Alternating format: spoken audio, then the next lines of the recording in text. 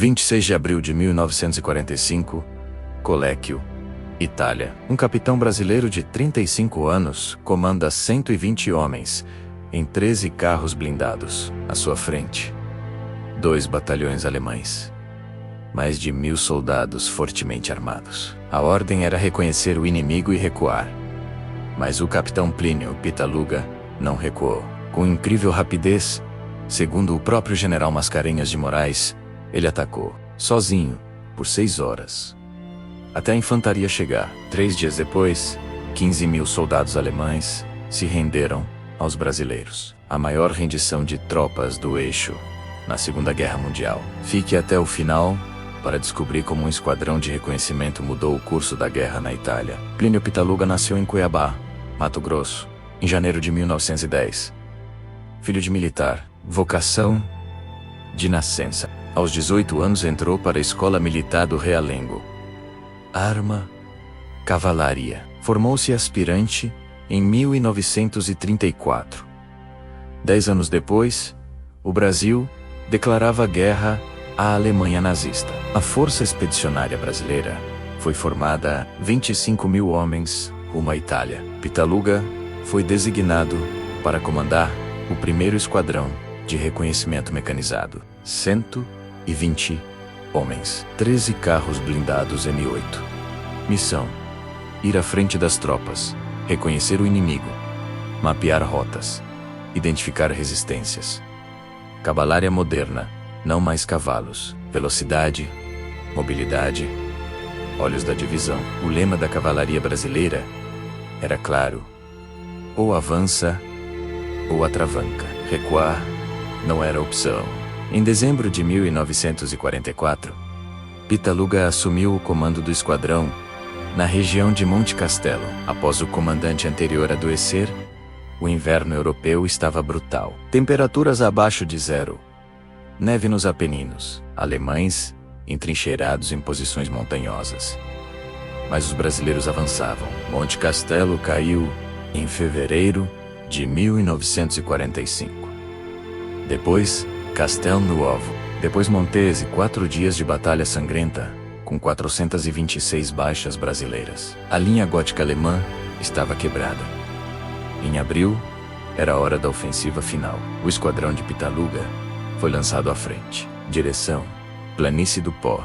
Missão: encontrar alemães em retirada, travar contato, relatar posições. Ninguém imaginava o que aconteceria em Colecchio. No meio-dia do dia 26 de abril, o esquadrão de Pitaluga avançava por estradas rurais em direção à cidade de Colecchio.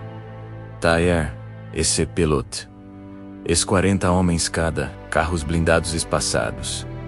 Tensão no ar. Alemães estavam em retirada, mas ainda lutavam. Colecchio apareceu no horizonte. Cidade pequena, casas de pedra, praça central, parecia Bácia. Pitaluga ordenou aproximação cautelosa. Os carros entraram na cidade. Silêncio. Nenhum civil, nenhum soldado. Pitaluga ocupou metade da cidade, sem resistência. Era possível que fosse armadilha. 1 hora depois, movimento ao sul. Muito movimento. Veículos alemães. Muitos veículos. A vanguarda da 148ª Divisão de Infantaria Alemã.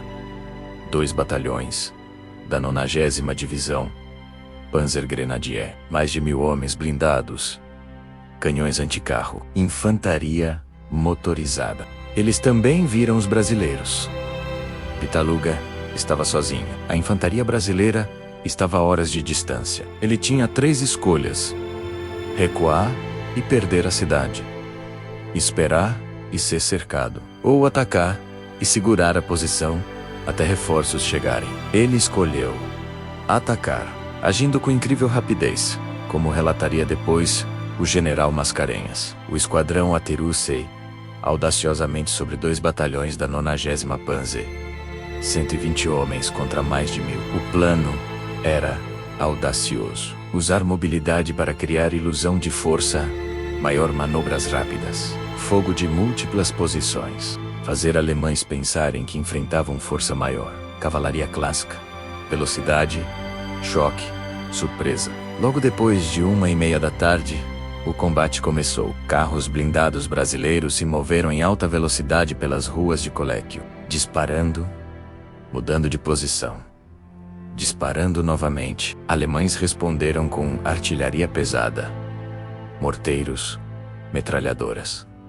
A praça central se transformou em zona de guerra. Meia hora depois, um projétil anticarro quase acertou o carro de Pitaluga na praça principal. Por centímetros, ele não recuou. Continuou comandando. Prosseguiu na missão. Registraria Mascarenhas, mostrando com seu exemplo como devem ser enfrentadas as dificuldades. Mais uma hora se passou e alemães tentaram flanquear posições brasileiras. Pitaluga reposicionou pelotões, criou linhas defensivas móveis, usou edifícios como cobertura, manteve alemães confusos sobre tamanho real da força brasileira. Às 4 da tarde, munição começava a escassear. Homens estavam exaustos. 4 horas de combate contínuo. Alemães perceberam que brasileiros eram poucos. Intensificaram o ataque. Infantaria alemã avançou. Situação crítica. Pitaluga enviou mensagem urgente, solicitando reforços imediatos. O comando respondeu que infantaria estava a caminho. Ele precisava aguentar firme. Às 6 da tarde, após 6 horas de combate, caminhões brasileiros finalmente chegaram. 6º Regimento de Infantaria. Soldados saltaram e tomaram posições. Alemães recuaram para a periferia da cidade. Coléquio estava segura. Por enquanto. À noite, Pitaluga fez relatório. Alemães não estavam em retirada desorganizada. Era força grande tentando romper cerco aliado. A 148ª Divisão Alemã completa estava ao sul, em Fornovo de Taro. Mais de 15.000 homens tentando escapar para o norte. O comando brasileiro viu oportunidade. Cercar e capturar divisão alemã inteira. No dia seguinte, brasileiros consolidaram Coléquio. Alemães atacaram 3 vezes durante a noite. Repelidos.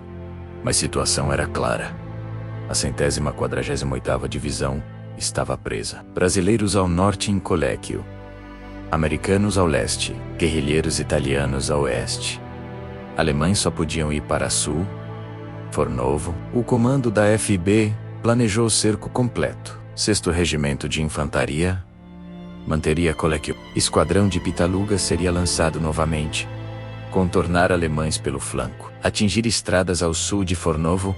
Cortar rotas de fuga. No dia 28 pela manhã, Pitaluga recebeu ordem para avançar por Noceto, Medesano, Felegara, até Fornovo. Deveria impedir fuga alemã para norte, mas não engajar forças superiores. Apenas reconhecer e relatar era missão suicida. Alemães tinham divisão completa. Pitaluga tinha 120 homens, mas cavalaria nunca recua. O esquadrão partiu de Coléquio às 8 da manhã.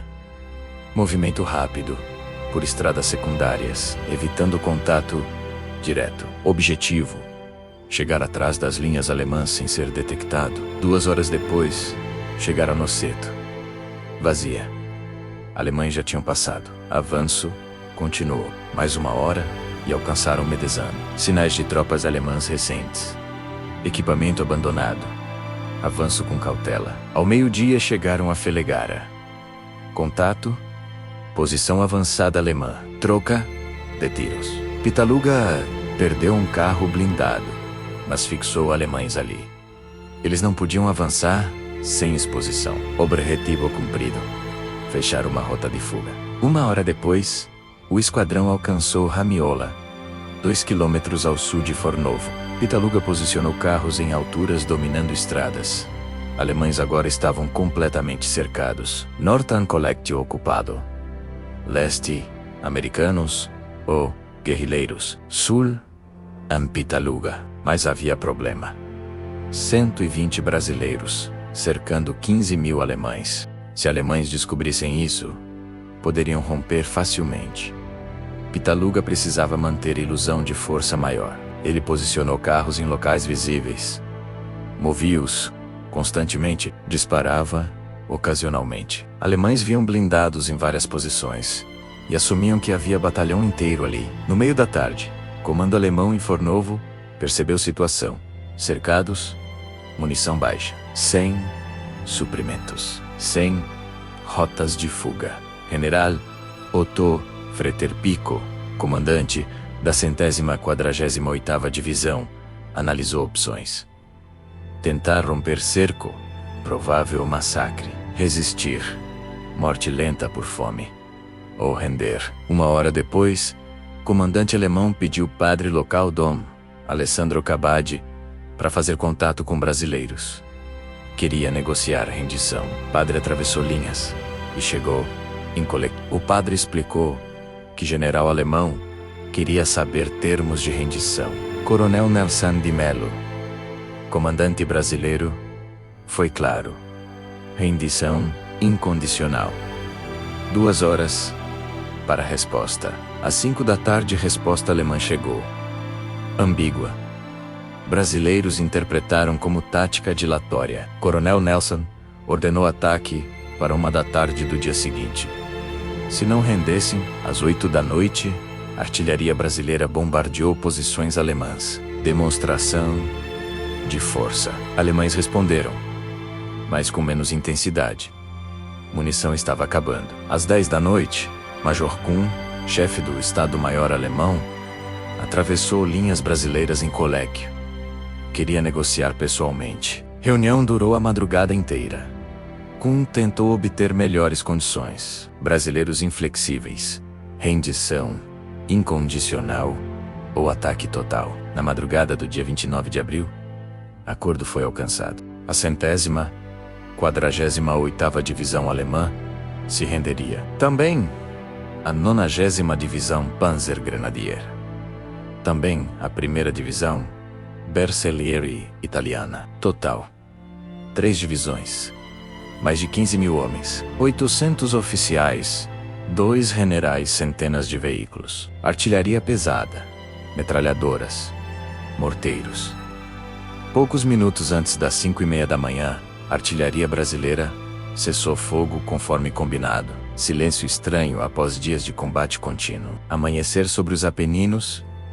Névoa sobre campos. Guerra estava terminando.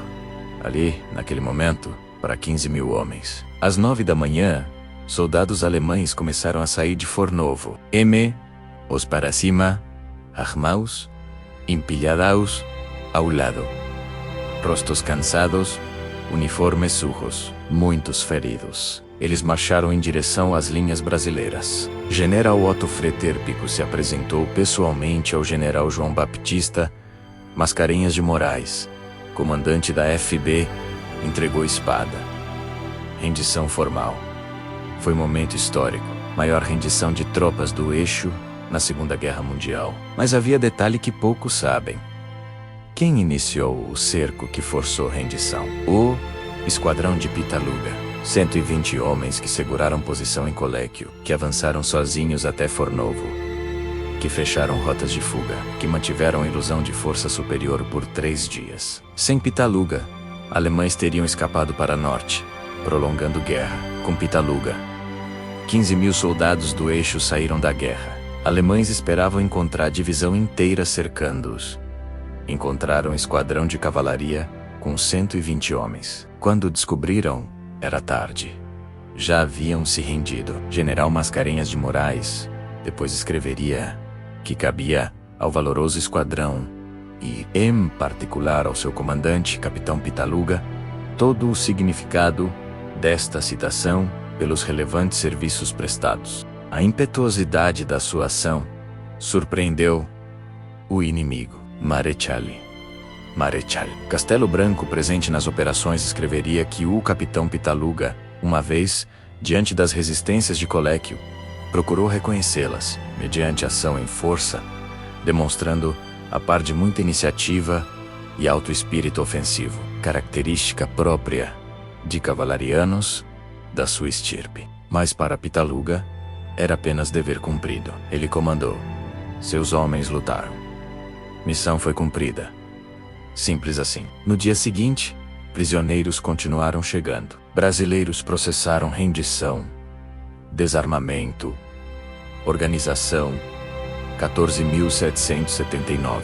Prisioneiros oficialmente registrados, número final seria ainda maior, ultrapassando 15.000, com retardatários que se entregaram nos dias seguintes. Equipamento capturado foi impressionante: tanques, canhões, caminhões, metralhadoras, munição, suprimentos, tudo intacto. A rendição foi tão rápida que alemães não tiveram tempo de destruir material.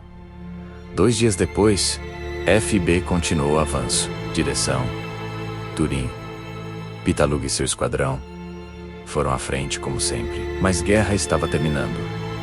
Hitler havia se suicidado. Berlim havia caído. A Alemanha estava colapsando. Em Fornovo, última grande resistência alemã na Itália foi quebrada. No dia 8 de maio de 1945, a Alemanha se rendeu incondicionalmente. Guerra na Europa. Terminou. A cobra fumou. Após guerra, Pitaluga voltou ao Brasil em julho de 1945. Sem alarde, sem paradas, apenas mais um soldado voltando para casa. Mas ele não era apenas mais um. Pitaluga continuou carreira militar. Todas suas promoções a partir de Major foram por merecimento. Atingiu o generalato em 1968. Comandou o 15º Regimento de Cavalaria Mecanizado entre 1964 e 1966.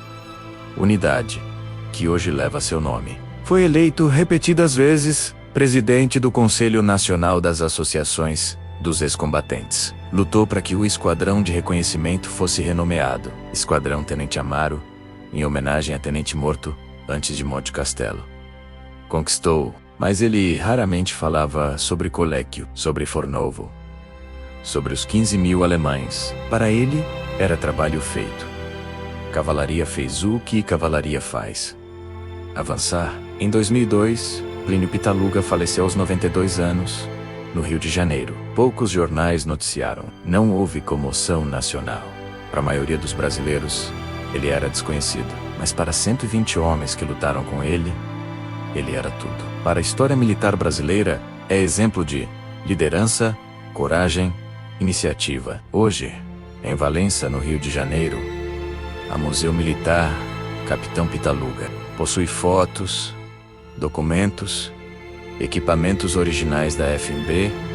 Poucos visitam, mas o museu tá lá, preservando memória de esquadrão que mudou história. Na Itália, em Colecu e Fornovo, placas marcam locais onde brasileiros lutaram. Italianos não esqueceram.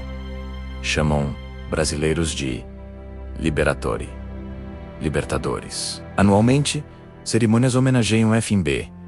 Brasileiros são reverenciados como heróis. Mas no Brasil, quantos conhecem história de Pitaluga? Quantos sabem sobre 120 homens que cercaram 15.000? Quantos aprenderam isso na escola? A resposta é triste: quase ninguém. Mas hoje você sabe. E agora, você pode contar. Pitaluga tinha escolha em Coléquio. Recuar era opção legítima. Ninguém o culparia. Mas ele não recuou. Por quê? Porque cavalaria não recua. Porque missão vem primeiro. Porque 120 homens confiavam nele. Liderança não é sobre segurança. É sobre exemplo. Pitaluga quase foi atingido por canhão anticarro. Ele não recuou. Seus homens viram e não recuaram também. Coragem não é ausência de medo. É agir apesar do medo. Pitaluga enfrentou força 10 vezes maior. Ele tinha medo, mas atacou mesmo assim. Esses valores, liderança, coragem, dever, parecem antiquados hoje. Mas eles mudaram história. 15.000 alemães foram da guerra. Meses economizados, vidas salvas. Porque um capitão de cavalaria decidiu não recuar. Plínio Pitaluga não é nome famoso. Não tem filme sobre ele. Não tem séries. Não tem livros best-seller. Mas ele é herói real, documentado verdadeiro. E você acabou de conhecê-lo. Esta é a história 100% real e documentada. Todos os fatos foram verificados em registros militares oficiais. Relatos de testemunhas e documentos históricos da FIB. Se esta história inspirou você, deixe seu like e se inscreva. Compartilhe para que mais brasileiros conheçam seus heróis. No próximo vídeo, Montese 3 soldados brasileiros contra 100 alemães. A história dos 3 brasilianische Helden. Ative o sininho. A cobra fumou. E a história não pode ser esquecida.